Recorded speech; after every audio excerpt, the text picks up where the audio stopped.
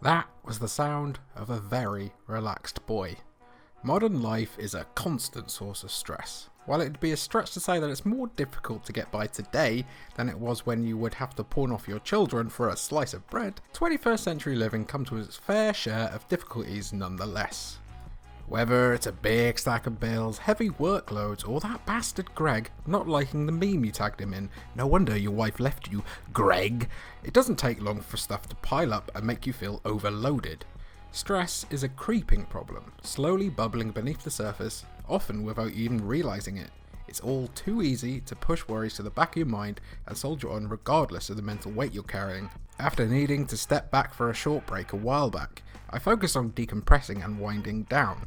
Instead of finding a new hobby, I decided to lean on my oldest one, gaming. But it wasn't a twitchy match of Rainbow Six Siege or a grey matter intensive round of Overwatch I was after. I wanted to play some relaxing games and let my brain float out of my head. It worked too. I returned to work eager to get on with things and kick the ass of the rest of the year.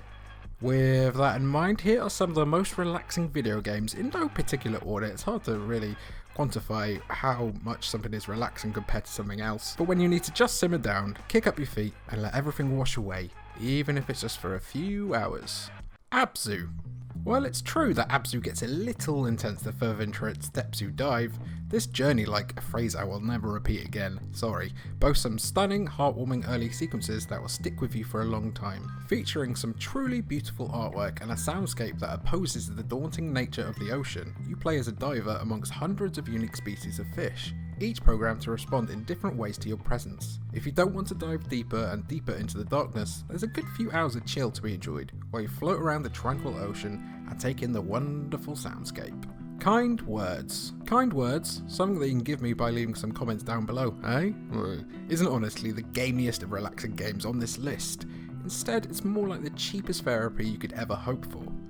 Anonymous players from all around the world send letters out into the void, with other players then being able to send letters back to give advice or just to hear them out. You can't open up a long dialogue, meaning that all conversations are fleeting, but perhaps more meaningful than most. The community for kind words is suitably kind, so if there are a few things you need to get off your chest, that bloody bastard Greg, or if you just want to chat with strangers without any risks, it's a fascinating experiment you ought to check out, especially because it's so cheap. Gris, or Grease, or Geese, Grease, one of them. Serene is probably the best way to describe Gris, a platformer in which you play as a young woman who's lost her voice and must go on a journey to get it back. It's actually quite similar to another game you'll find later on in this list, but there's nothing quite like Gris. If the beautiful watercolour aesthetic doesn't immediately put you at ease, the simply perfect soundtrack certainly will. Gris is a game that wants you to sit back and think introspectively, while also just generally getting away from the hustle and bustle of your mind. Though it does have some puzzles. A true late contender for one of the best games of 2018 that perhaps too many people overlook, and perhaps one of the most stunning games of the last 10 years. Slime Rancher. Listen. Life is a lot sometimes. It's just a lot. Your hair is receding dramatically, your belly fat is starting to overlap in on itself, and you can't quite get your beard to stop being curly and want to just shave it off. I am talking about myself here, so I should probably wander off and play Slime Rancher. Believed to be the first farming game featuring guns, the objective of Slime Rancher is simple: ranch some slimes. They're slippery little blobs of loveliness that can sometimes escape, but your handy gun can bring them back to the farm with little fuss. Sure, things can get a little stressful if you wander too far from the farm, but why would you want to if you have plenty of slimes to overlap? Slimes are love, slimes are happiness, slimes are best. And I'm getting too fat. Everything is about, well, everything. It's an avant-garde bit of storytelling that sees you controlling almost every living thing around you, as well as the odd cigarette butt. If that sounds bonkers, it's because it is, which just makes it that much more charming. Pay no heed to the wonky animations of animals as they roll around everywhere instead of walking normally. In fact, if you just stare at it for a long time while you listen to the well-spoken professor teaching you about the universe, it's kind of hypnotising. And there isn't a gun in sight. But if there was a gun, it would shoot bullets of truth, which is generally more agreeable than a real bullet. Knowledge wounds.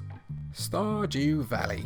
I was late to board the Stardew Valley hype train, but as soon as I started raising chickens with the names of dead rappers, I immediately understood why this little indie game had been such a massive success. Even its premise reflects the need to be distanced from modern life. A career-driven individual is constantly battered down by the 9 to 5 until they remember a letter from their grandfather.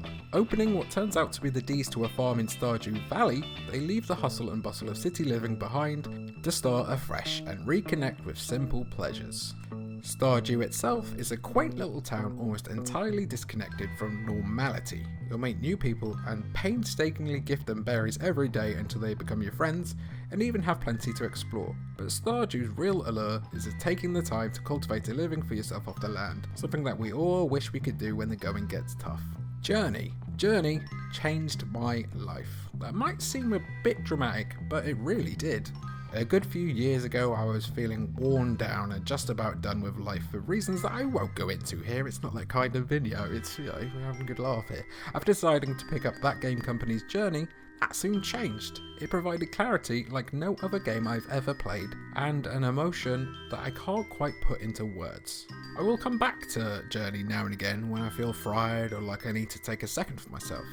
My tense shoulders loosen up and my mind goes blank each and every time I watch the road figure look to the distant horizon. It's almost like therapy. Flower. More magic from that game company. Flower is a beautiful and simple title that will make you want to unplug your chargers and invest in some energy saving bulbs. Playing as the wind, your job is to collect petals and guide them through obstacles to bring life back to dead meadows. It sounds like a straightforward game that many might scoff at, but its rousing soundtrack, stunning visuals, and important message has resonated with many. If you're looking for a break from the real world for a couple of hours, channel your inner Washburn and become a leaf on the wind. No, I just remembered now. I'm sad again. Just remembered already. Oh. Unravel 1 and also 2. How the Unravel series continues to go relatively unnoticed is something that I will never be able to wrap my head around. People are clamouring for new platformers, all the while missing out on one that blends old and new styles in one lovely little ball of yarn, or two in the second game. Possessing gorgeous visuals, seriously, that glints in water, and an emotional core, Unravel is the ultimate Sunday video game, something that you can occasionally come back to and leave with a smile. It's all about family and the past, which is unfurled the deeper you go. If EA were involved with more games like this, maybe everybody would be able to relax the hatred towards them. Unlikely. Unravel 2 was a great step up for an already great game, so here's hoping for a third entry sometime soon. And finally, Animal Crossing. A game series so laid back you could die and still be able to play it somehow. Animal Crossing is almost universally adored because you don't have to do a thing. There's no clear objective apart from paying that tyrant Tom Nook your mortgage, so when you're living in a modern world that demands you do absolutely everything, what could be a better antidote than doing pretty much nothing? Many fans spend hours with a simple fishing rod in a pond, just seeing if there's a catch. Others run around and hunt bugs or fossils. There's so much you can do and none of it will test your brain. Just like The Sims, you can also socialise like you possibly couldn't in real life, becoming the friend of everyone in town, so there's no need to worry about real world drama. Despite its rough, rather annoying edges, I mean, why can I only craft one bait at a time? What's that about? I need answers on that. Animal Crossing is worth seeking out by anyone who just needs a break from reality. Better yet, you can become mates with raccoons without having to worry about rabies, and you never have to pay him back. Ha ha ha! Hi. Hello, Mr. Nook. I will pay. Just need a couple more days, please. Just a couple more days, please. I promise you, I'll get you money. I'll get you money, please, Mr. Nook, please. No.